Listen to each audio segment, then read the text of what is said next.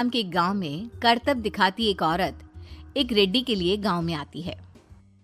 आइए आइए मेहरबान कदरदान, खाइए रोहड़ा के ताजे ताजे केले। कभी खाए नहीं होंगे ऐसे केले। पीले पीले केले खाइए।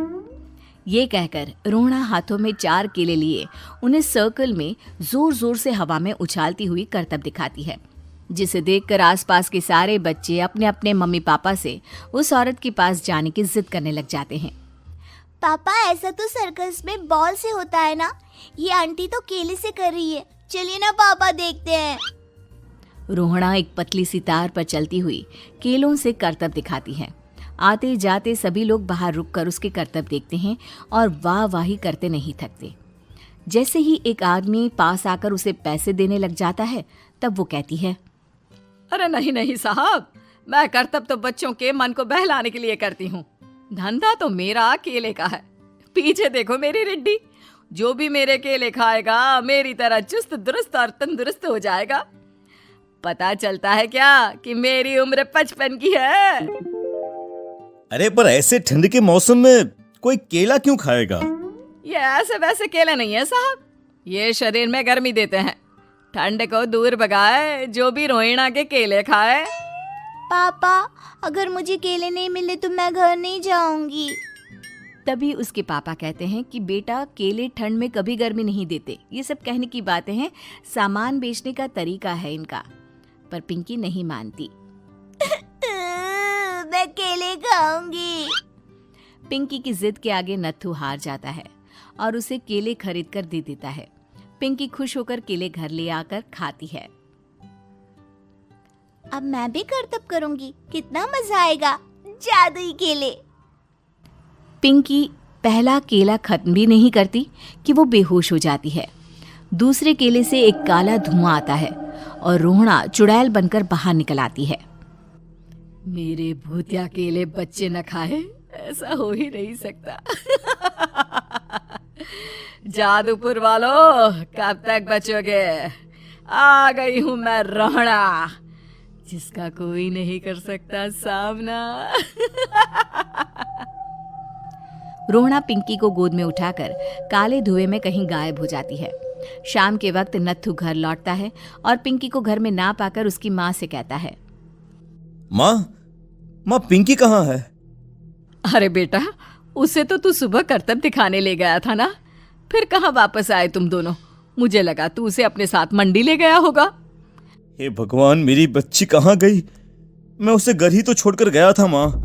नत्थू गांव के घर कोने में अपनी बेटी को ढूंढता है, पर उसे वो कहीं नहीं मिलती। परेशान होकर आके रो रो कर नत्थू हिम्मत हार कर घर लौट आता है।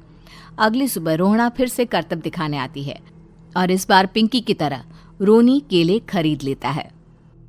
50 रुपए दिए थे पापा ने, सारे पैसों की मैंने केले खरीद लिए हैं।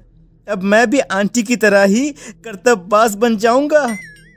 यही सोचते हुए रोनी केले खाता है और पहला अकेला केला आधा खत्म भी नहीं करता कि चुड़ैल उसके सामने आ जाती है। मेरे साथ चलने का समय आ गया है रोनी।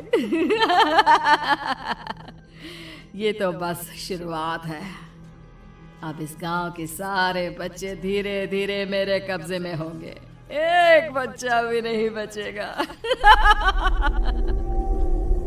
ये कहकर रोना रोनी को गोद में लेकर काले धुएं में अदृश्य हो जाती है। इसके बाद हर रोज गांव में से कोई ना कोई बच्चा गायब होता, पर ऐसा क्यों हो रहा है किसी को भी समझ में नहीं आ पा रहा था। रोज की तरह अपनी बेटी पिंकी की तलाश में नत्थू गांव के एक तालाब के पास बैठा रो रहा था। कहाँ गई मेरी पिंकी? शकुंतला के जाने के बाद एक वही तो मेरा सहारा थी।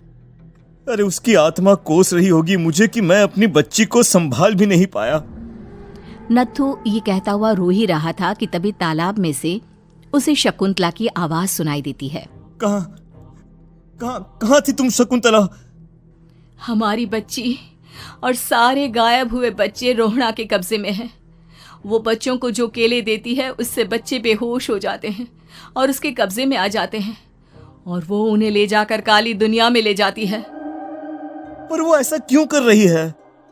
ये मैं नहीं जानती, पर उस दुनिया का रास्ता मैं आपको बता सकती हूँ। जहाँ ये नदी खत्म होती है वहाँ एक केले का पेड़ है उसके नीचे एक दरवाजा है, वहीं से रास्ता जाता है उस दुनिया का। ये कहकर शकुंतला की आत्मा गायब हो जाती है। गांव के सभी लोग झुंड बनाकर उसी रास्ते से काली दुनिया में चले जाते हैं और वहां देखते हैं कि सारे बच्चे वहां काम कर रहे थे।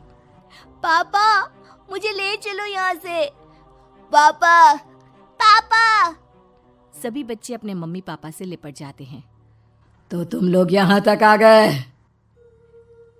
क्यों हमारे बच्चों को पकड़ लिया तूने?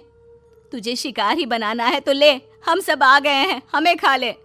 नहीं, मुझे बच्चे चाहिए। मेरे बच्चे के बदले तुम लोगों के बच्चे। क्या मतलब? मैं इसी गांव में रहने वाली एक औरत थी।